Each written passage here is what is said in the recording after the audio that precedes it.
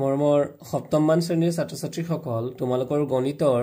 11.2 অৰ্থাৎ বৃত্তৰ পৰিধি ডায়মিটাৰ অৰ্থাৎ ব্যাস আৰু ব্যাসাৰ্ধৰ ওপৰত এটা চেপ্টাৰ আৰু এই চেপ্টাৰটোৰ পৰা আমি আজি অংকবোৰ আলোচনা কৰিবলৈ যাম আৰু এই চেপ্টাৰটোত প্ৰথমতে তোমালোকে ব্যাস ব্যাসাৰ্ধ আৰু পৰিধি এই তিনিটা বস্তু ভালকৈ জানি ল'ব লাগিব তেতিয়াহে আমি অংকটোৰ পাঠটোত ভালকৈ আগবাঢ়িব পাৰিম গতিকে ছাত্ৰ-ছাত্ৰীসকল যদি তোমালোকে মোৰ চেনেলটোত নতুনকৈ আহিছা তেতিয়াহ'লে এটা সাবস্ক্ৰাইব কৰি দিবা আৰু ভিডিঅ'টো ভাল লাগিলে এটা লাইক কৰি দিবা আৰু বন্ধুবৰ্গৰ মাজত শ্বেয়াৰ কৰি দিবা লগতে নটিফিকেশ্যন বেলটো অল কৰি থবা যাতে সকলোবোৰ ভিডিঅ' তোমালোকে পোনছাতে পাবলৈ সক্ষম হোৱা এতিয়া প্ৰথমতে আহাচোন আমি বৃত্ত এটাৰ পৰিধি মানে কি আমি বুজি লওঁ পৰিধি মানে হৈছে ধৰি লোৱা এইটো এটা যদি বৃত্ত হয় এই বৃত্তটোত যদি আমি যিকোনো এটা ঠাইৰ পৰা যদি আমি খোজ কাঢ়িবলৈ আৰম্ভ কৰোঁ আৰু খোজ কাঢ়িবলৈ এনেকৈ যদি সম্পূৰ্ণ এটা পাক আমি ঘূৰি পেলাই আহি পেলাই এই একে ঠাইতে উপস্থিত হওঁ আৰু এই যে যি ঠাইৰ পৰা আমি খোজ কাঢ়িবলৈ আৰম্ভ কৰিলোঁ আৰু একে ঠাইতে আহি পেলাই আমি পালোঁ এই অতিক্ৰম কৰা যোনটো দূৰত্ব হ'ব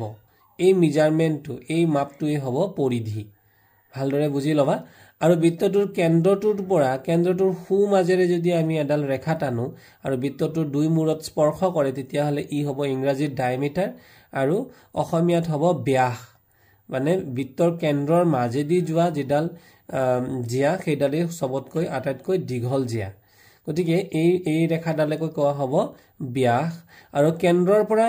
যিকোনো এটা সাইডত হয় এইফালে নহয় এইফালে বৃত্তৰ যিকোনো বিন্দুলৈ কেন্দ্ৰৰ পৰা বৃত্তৰ যিকোনো বিন্দুলৈ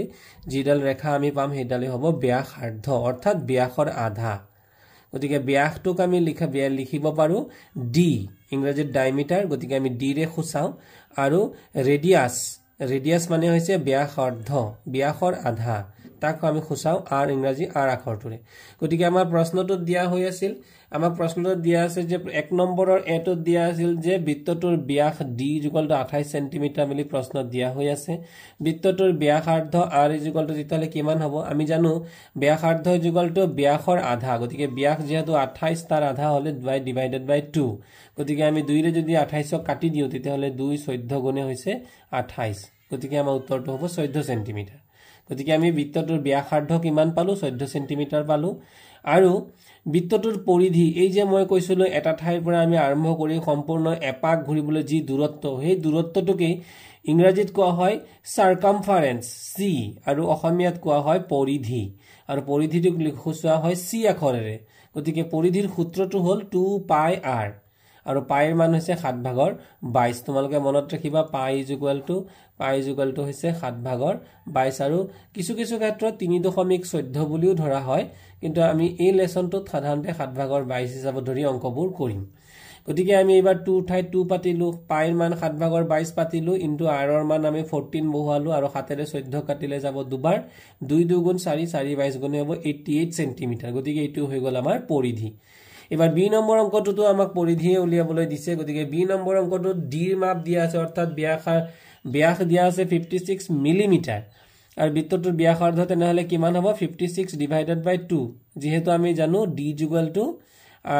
r = d/2 অৰ্থাৎ ডি মানে ডায়মিটাৰ কিমান আছে 56/2 = 28 মিলিমিটাৰ যদি আমি 2 ৰে 56 কাটো 2 28 গুণে 56 কেনেকৈ কাটিলো 2 ৰে প্ৰথমতে 5ক কাটা 2 2 গুণ 4 আছিল 5 হোল 4 গতিকে থাকিল কিমান 1 এই একটো মনে 6 ৰ আগত যদি আমি ধৰো 16 গতিকে 2 ৰে আমি 16 কাটিলে হৈ গ'ল 8 গতিকে উত্তৰটো আমাৰ হৈ গ'ল 28 মিলিমিটাৰ এবাৰ তেতিয়াহ'লে আমি কি উলিয়াব লাগিব সি উলিয়াব লাগিব অৰ্থাৎ পৰিধি উলিয়াব লাগিব পৰিধিৰ সূত্ৰটো কিমান 2 পাই r গতিকে সি = 2 * পাইৰ মান 7/22 * r ৰ মান আমি 28 পাই গলো আমি 28 বহুৱাই দিলো 7 ৰে 28ক যদি আমি কাটি দিও তেতিয়াহ'লে 7 4 গুণে 28 আৰু 4 2 গুণে 8 8 22 গুণে 176 22 ৰ লগত 8 যদি পূৰণ কৰা 176 তোমালোকে পাই যাবা গতিকে এইটো হৈ গ'ল আমাৰ সি উলিয়ালো এবাৰ সি নম্বৰ অংকটোত বৃত্তটোৰ ব্যাস দিয়া আছে 42 সেন্টিমিটাৰ গতিকে ব্যাসাৰ্ধ কিমান হ'ব তাৰ ডিভাইডেড বাই 2 অৰ্থাৎ ব্যাসৰ আধা গতিকে আমি যদি 2 ৰে কাটো 2 2 গুণে 4 আৰু 2 1 গুণে 2 গতিকে 21 সেন্টিমিটাৰ আমি জানো বৃত্তটোৰ পৰিধি c = 2 পাই r 2 * পাই মানে 7/22 আৰু r আমি পালো 21 সেন্টিমিটাৰ গতিকে 21 লিখি ললো এইবাৰে আমি যদি হাতেৰে 21 কাটি দিও 3 বাৰ যাব গতিকে 3 × 2 = 6 6 ৰে 22 পূৰণ কৰিলে 6 × 2 = 12 2 উকুলিল 1 6 × 2 = 12 1 13 গতিকে 132 সেন্টিমিটাৰ নম্বৰ অংকটো দিয়া আছিল 14 মিটাৰ ব্যাসাৰ্ধ বুলি কৈছে ব্যাসাৰ্ধ মানে হৈছে ব্যাসৰ আধা 14 মিটাৰ ব্যাসাৰ্ধৰ বৃত্তাকৃতি বাগিচা এখন বাগিচা আছে আৰু আকাৰটো তাৰ কেনেকুৱা বৃত্তৰ দৰে আৰু তাই মানে সম্পূৰ্ণ গোল কাটা তাৰৰ ফেন্স দিবলৈ কিমান দৈৰ্ঘ্যৰ বেৰৰ প্ৰয়োজন হ'ব আৰু প্ৰতি মিটাৰ কাটা তাৰৰ দাম যদি 50 টকা হয় তেনেহলে বাগিচাখন বেৰুতে কিমান খৰচ পৰিব আমি উলিয়াব লাগে তো দিয়া আছে বৃত্তাকৃতিৰ বাগিচাখনৰ ব্যাসাৰ্ধ r = কিমান 14 মিটাৰ দিয়া হৈ আছে আৰু পৰিধি আমাৰ c = তেতিয়া হলে কিমান হ'ব সূত্ৰ হৈছে 2 পাই r 2 পাই মানে 7/22 আৰু r মানে 14 আমাৰ দিয়া হৈ আছে আমি 14 লিখি ললো এইবাৰ হাতেৰে যদি আমি 14 কাটি দিও তেতিয়ালে হ'ব 7 2 * 14 আৰু 2 2 * 4 22 হ'ব 88 গতিকে বাগিচাখনৰ কাটা তাৰৰ বেৰ দিবলৈ হলে 88 মিটাৰ বেৰৰ প্ৰয়োজন হ'ব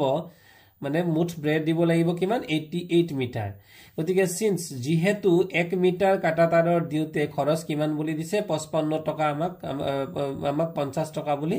দিয়া হৈ আছে গতিকে আমি যদি আসলতে এই প্ৰশ্নটোত 55 বা 50 তোমালোকে ভালকে চাই লবা গণিতত কি দিয়া আছে গতিকে কৰবাত 50 আছে কৰবাত 55 আছে গতিকে আমি যদি 55 হিচাপত পূৰণ কৰো গতিকে এটো হৈ যাব আমাৰ উত্তৰ 88 ৰ লগত 55 পূৰণ দিলে গতিকে এটো হ'ব তেতিয়া হলে 55 ধৰিলে এই প্ৰশ্নটো আমি 55 কৰি দিলো গতিকে আমি এই দুটা পূৰণ কৰিলে 4840 হৈ যাব আমাৰ বাগিচাখনৰ বেৰুতে খৰচ যেহেতু 1 মিটাৰত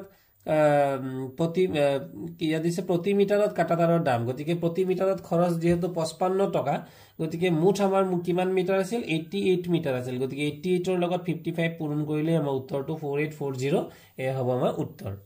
এবাৰ আহিম 3 নম্বৰ অংকটোলৈ 3 নম্বৰ অংকটো দিয়া হৈ আছিল কাখৰ চিত্ৰত দিয়া জোখমতে অৰ্ধবৃত্তাকৃতি ক্ষেত্ৰখনৰ পৰিসীমা নিৰ্ণয় কৰিব দিছে পৰিসীমা মানে কি পৰিসীমা মানেও আসলতে আমি যদি এই যেটো কৈছিলো যে ইয়াৰ চাৰিওফালৰ যেটো নেকি বাহিৰৰ দিকটোৰ যোগফল গতিকে ধৰি লোৱা এইটো এটা বৰ্গ তো বৰ্গটোৰ পৰিসীমা কিমান যদি এফালে 2 এফালে 2 এফালে 2 এফালে 2 মুঠতে আমি যদি 2 এ 2 4 4 এ 2 6 আৰু 6 এ 2 8 গতিকে বৰ্গটোৰ পৰিসীমা হ'ব 8 তদ্ৰুপভাৱে এই চিত্ৰটোৰ পৰিসীমা উলিয়াব লাগে যদিহে আমাৰ এটা সাইডত কিমান দিয়া আছে এই তলৰ ভূমিটো আমাৰ কিমান দিয়া আছে 10 সেন্টিমিটাৰ বুলি দিয়া হৈ আছে তাৰ পৰিসীমা আমি নিৰ্ণয় কৰিব লাগে গতিকে অৰ্ধবৃত্তাকাৰ ক্ষেত্ৰখনৰ ব্যাস কিমান দিয়া আছে d = 10 সেন্টিমিটাৰ আৰু ব্যাস কাক কয় মই কৈছিলো যে কেন্দ্ৰৰ মাজেৰে এইটো যদি কেন্দ্ৰ বুলি আমি ধৰি লও কেন্দ্ৰৰ মাজেৰে যিডাল ৰেখা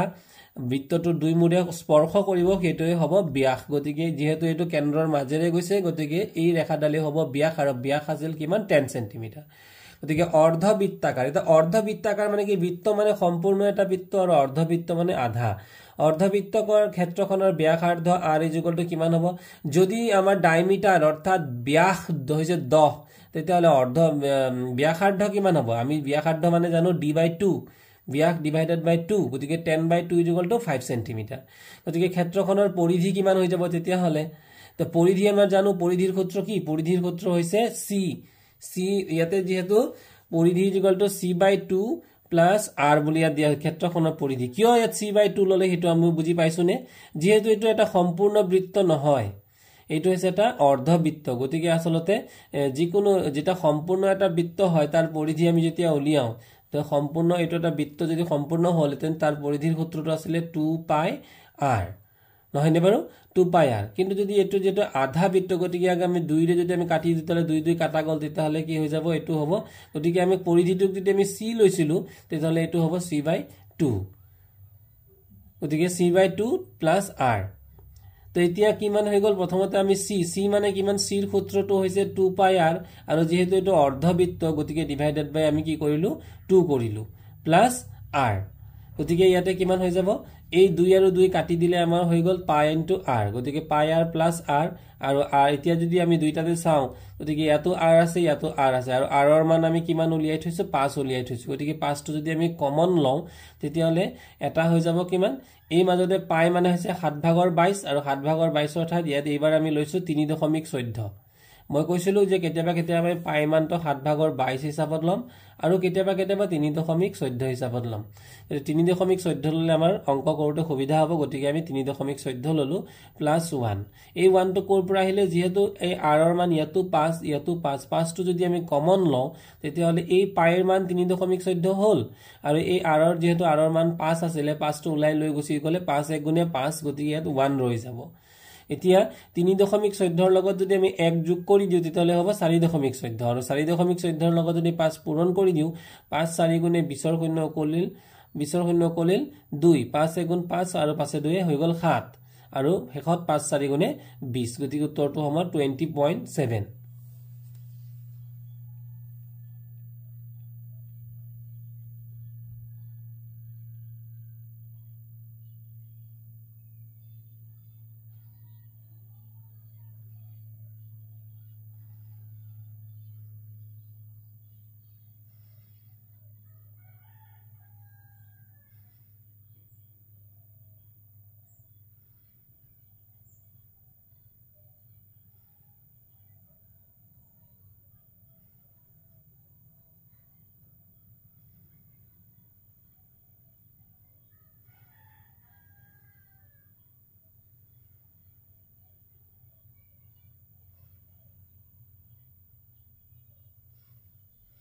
এতিয়া তোমালোকৰ মনত এটা প্ৰশ্ন আহিব পাৰে যে ক্ষেত্ৰখনৰ পৰিধি আমি পৰিধিৰ যেটো সূত্ৰ c/2 + r কিয় ললো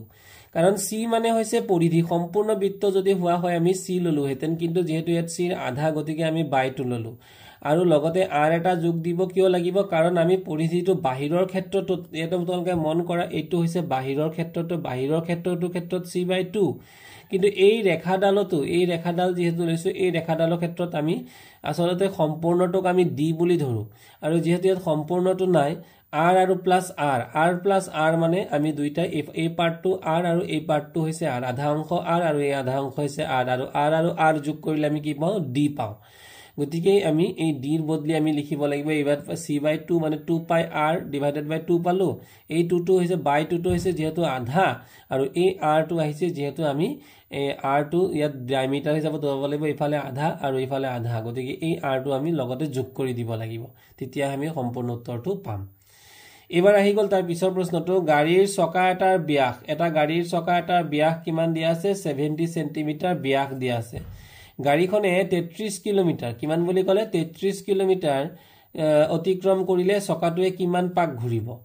তো দিয়া আছে চকাটোৰ ব্যাস d যুগলটো কিমান দিয়া আছে 70 সেন্টিমিটাৰ যিকোনো এটা চকা অৰ্থাৎ এটা বৃত্তাকাৰ এটা চকাৰ ব্যাস দিয়া আছে এটা ব্যাস মানে মই ইতিমধ্যে বুজাইছো তোমালোকক যদি এইটো এটা চকা হয়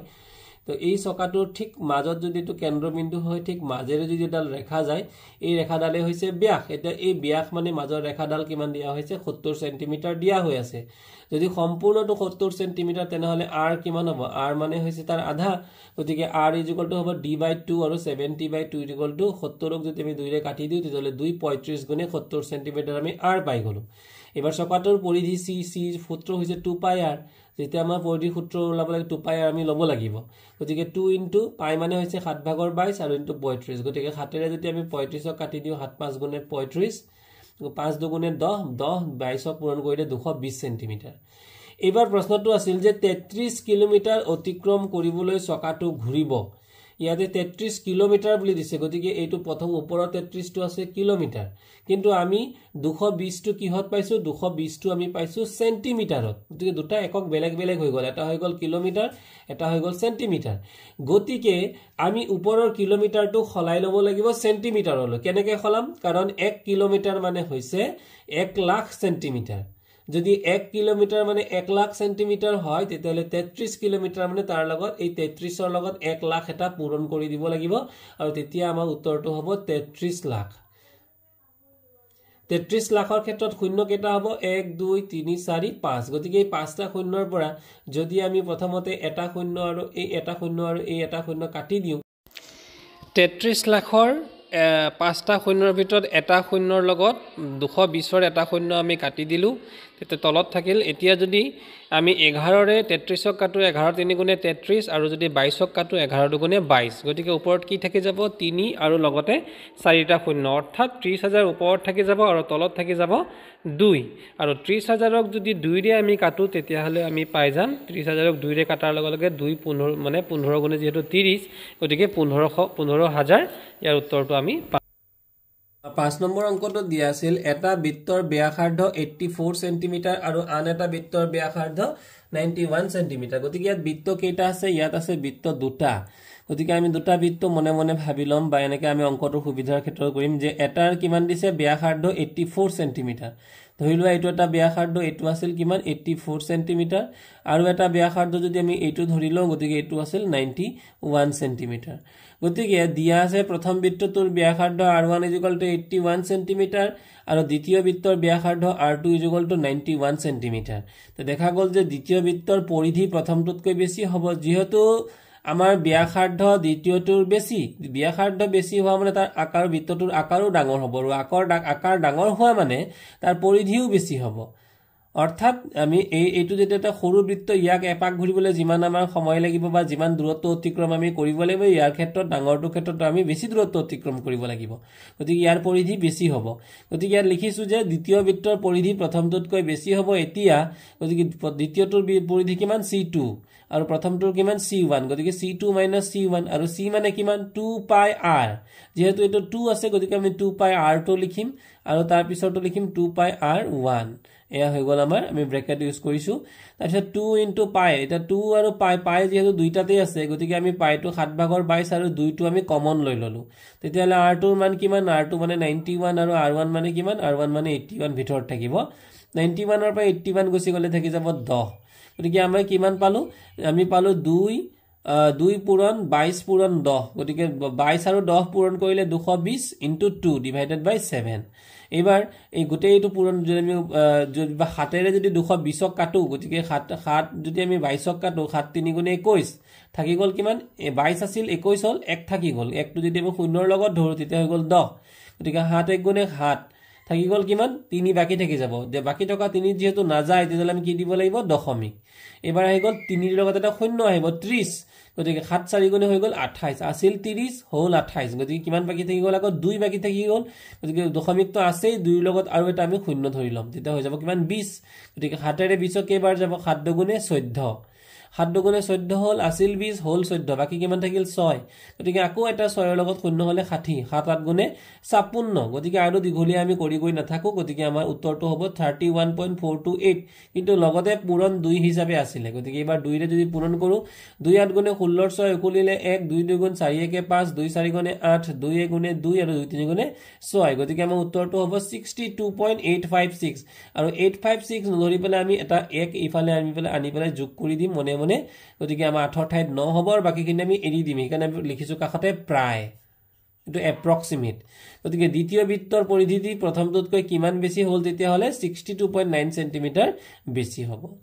এবাৰ 6 নম্বৰ প্ৰশ্নত দিয়া আছিল এটা বৰ্গৰ বাহুৰ 3 মিটাৰ আৰু এটা বৃত্তৰ ব্যাসাৰ্ধ 7 মিটাৰ কি বুলি কৈছে এটা বৰ্গ দিয়া আছে তোমালোকৰ কাষত এই চিত্ৰটোত মন কৰা এই যে ইয়াত এটা বৰ্গ দিয়া হৈ আছে এই বৰ্গটোৰ এটা বাহু কিমান দিয়া হৈছে 3 মিটাৰ কৈ এটা বাহু 3 মিটাৰ কৈ দিয়া হৈ আছে 3 মিটাৰ আমি ধৰি ললো আৰু এই বৃত্তটোৰ ব্যাসাৰ্ধ এটো হৈছে ব্যাসাৰ্ধটো দিয়া হৈ আছে 7 মিটাৰ এতিয়া বৰ্গৰ পৰিসীমা আৰু বৃত্তৰ পৰিধিৰ পাৰ্থক্য প্ৰথমতে আমি বৰ্গৰ পৰিসীমা উলিয়াব লাগিল আৰু তাৰ পিছত বৃত্তটোৰ পৰিধি উলিয়াব লাগিল এই দুটা উলিওৱাৰ পিছত দুইটাৰ পাৰ্থক্য অৰ্থাৎ ডিফাৰেন্সটো আমি উলিয়াব লাগে তো দিয়া আছে বৰ্গ এটাৰ বাহুৰ দিশ কিমান 3 মিটাৰ এটো বৰ্গটোৰ বাহুৰ দিশ আমাক দিয়া হৈ আছে 3 মিটাৰ বুলি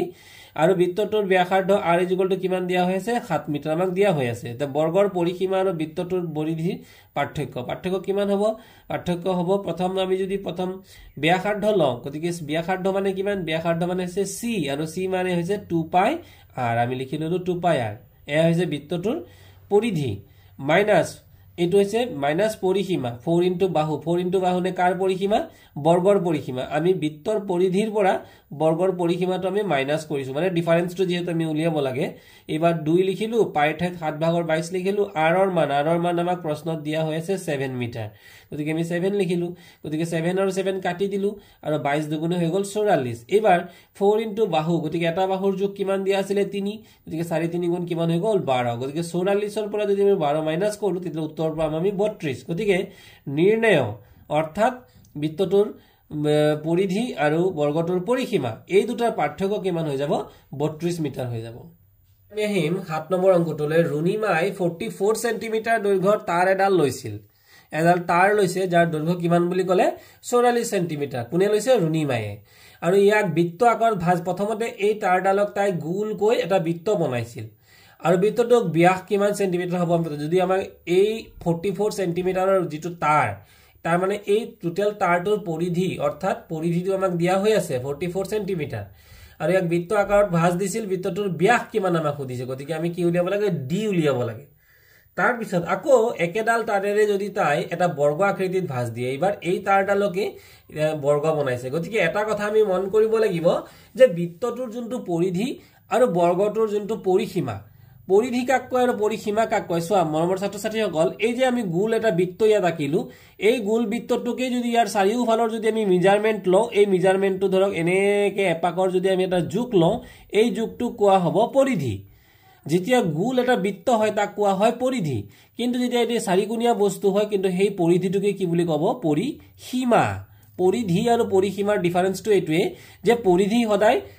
বৃত্তৰ ক্ষেত্ৰত হয় আৰু পৰিসীমা মানে যিকোনো চাৰিকোণীয়া বা অন্য আকাৰৰ আকৃতিৰ ক্ষেত্ৰত আমি পৰিসীমা উলিয়াও গতিকে পৰিধি আৰু পৰিসীমা প্ৰায় একেটাই বস্তু গতিকে এই দুটাৰ পৰিধি আৰু যেহেতু তাৰ মুঠ তাৰডালৰ দিক কিমান মুঠ তাৰডালৰ দিক হৈছে 44 সেন্টিমিটাৰ গতিকে ইয়াৰ পৰিধি যিমান হ'ব ইয়াৰ বৰ্গটোৰ পৰিসীমা একেই হ'ব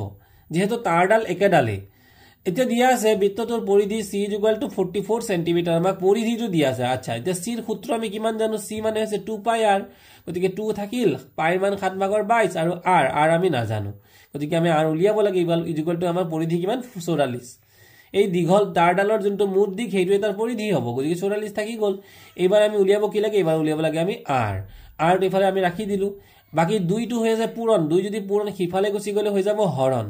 7 হৈ আছিল তলত আছিল যেহেতু তলত থকা মানে হৰণ আৰু ইফালে আহিলে হৈ যাব পূৰণ গতিকে 44 লগত পূৰণ হ'ল আৰু 22 টো যেহেতু ওপৰত আছিল ওপৰত থকা মানে পূৰণ বুজায় আৰু পূৰণটো যদি ইফালে আহি যায় তেতিয়া হৈ যাব হৰণ গতিকে 22 ৰে 44ক কৈম কিমান বাৰ যাব 22 * 22 22 দুগুণ 44 গল দুবাৰ আৰু এই তলৰ দুইটোৰ লগত এই দুইটোক আমি কাটি পেলালো গতিকে থাকি গল আমাৰ কিমান 7 গতিকে 7 সেন্টিমিটাৰ তেলে এইটো আমি কি পালো এইটো পালো আমি r অৰ্থাৎ ব্যাসাৰ্ধ কিন্তু আমাক লাগে কি বৃত্তটোৰ ব্যাস লাগে গতিকে ব্যাস মানে কিমান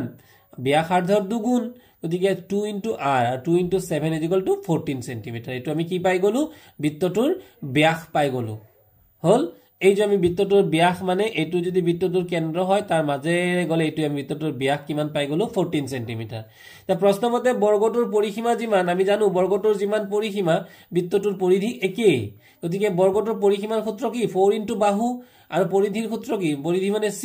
গতিকে c মানে আমি 44 আমি জানোৱে আমি লিখিলো আৰু ইয়াতে 4 * বাহু গতিকে আমি বাহুৰ যোগটো কিন্তু এটা বৰ্গটোৰ বাহুৰ যোগ কিমান আমি নাজানো গতিকে বাহুটো থৈ দিলো আৰু 4 যেহেতু পূৰণ হৈ আছিল ইফালে আহি যাব তলত আহি যাব হৰণ হৈ পেলাই গতিকে 4 ৰে 44ক কাটি দিও 4 11 গুণে 44 গতিকে বৰ্গটোৰ প্ৰতিটো বাহুৰ দৈৰ্ঘ্য কিমান হৈ যাব